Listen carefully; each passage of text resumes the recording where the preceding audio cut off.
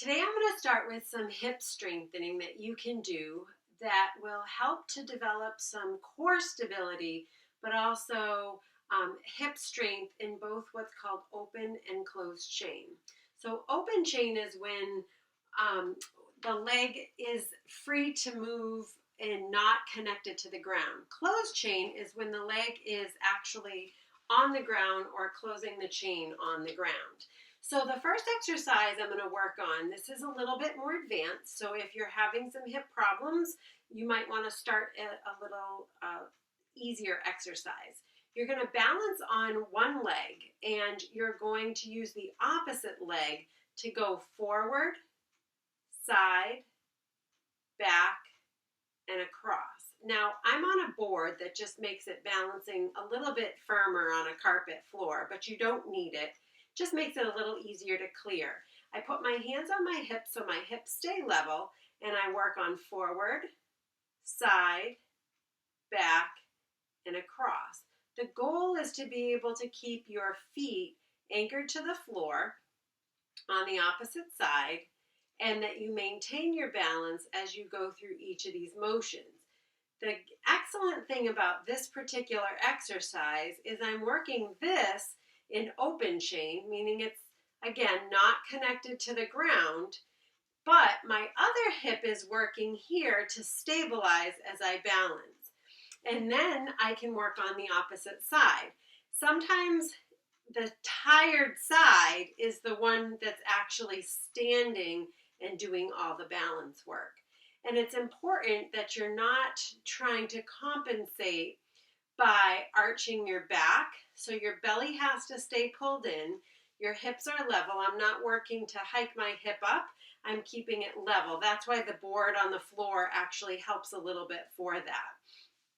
To make it a little bit harder, I have a TheraBand here. Now, I've made strips that I can attach it to something to make it a little bit more challenging. So I'm going to put that TheraBand around my ankle, and I'm going to use my board again. This time I'm going to kick forward, but the band gives me some resistance to do that. I can either point my foot or I can flex my foot. Then, to change the resistance, I can stand to the side, and again, I'm kicking out to the side, keeping my hips level while I'm balancing. Then I can stand to the back, keeping my hips level and working straight back. And I'm not leaning forward, and I can go to the opposite side and go across.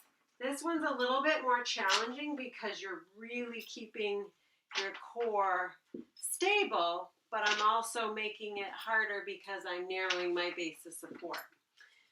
So I have people start on the board or on a firm surface, working on balance first, and just the four-way leg raise without any resistance. And then you can add the resistance and you can increase the resistance as you make that, as it gets to be harder. The other one for your hip that I like is, now these are different than what you've probably learned before, is kneeling on your knees. Kneeling takes away the lower part of your legs, and it requires a little bit more stability in your core to be in this position. And again, from the side view, I'm not back here, I'm right up over my knees. And what I'm going to do is I'm going to use a 4-pound medicine ball, but you can use nothing to start with or some weights. I'm going to reach from here, and I'm going to do a chop and lift. The goal is as I'm chopping and lifting, I'm not leaning back, but I'm staying forward and keeping my core engaged. And then I'm going to go to the opposite diagonal. As I reach and lift, I'm rotating above, trying to keep my arms as straight as I can. And then I'm reaching low and coming up. And I recommend people do 10 of each of these. My toes I've got on the floor, I've got them tucked under so that I'm not pressing my foot into the floor, the top of my foot into the floor, but it gives a little bit of a stretch in my toes.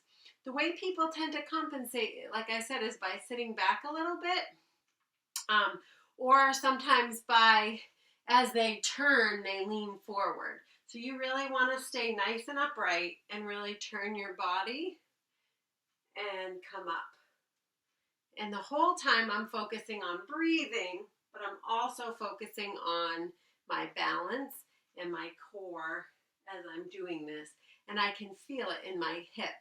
Now, to make this harder, you can put one foot up in front. And the goal is to keep your hips nice and level and making sure that your foot is right in front of your other hip. And again, my back toe is bent. I'm forward on my hip, making sure my hip is right over my knee so I'm not leaning back. And now I can do a chop and lift in this pattern. And this narrows my base of support. It's a lot more challenging. And I can do 10 in this direction and then 10 in this direction. The goal is making sure my knee isn't moving all over the place. I can either look straight ahead or I can move with the weight that's in my hands.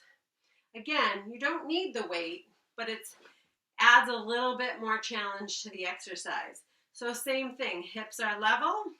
A lot of times people hike their hip up a little bit and it just changes the dynamics of the exercise. Again, from the side view, I want to make sure that I'm not sitting back here, but that my hip here is 90 degrees, my knee is 90 degrees, my bottom knee is 90 degrees, okay?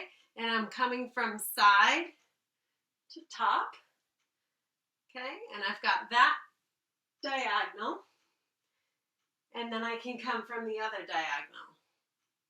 Now these are called chop and lift patterns. These are PNF patterns, proprioceptive neuromuscular facilitation.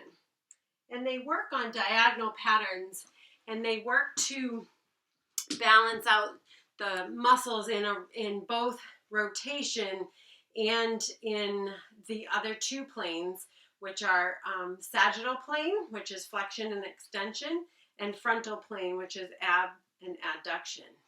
And they really work to stabilize the hip, the core, and we're going to use those exercises to help us as we progress through some shoulder strengthening, some balance, and some other things.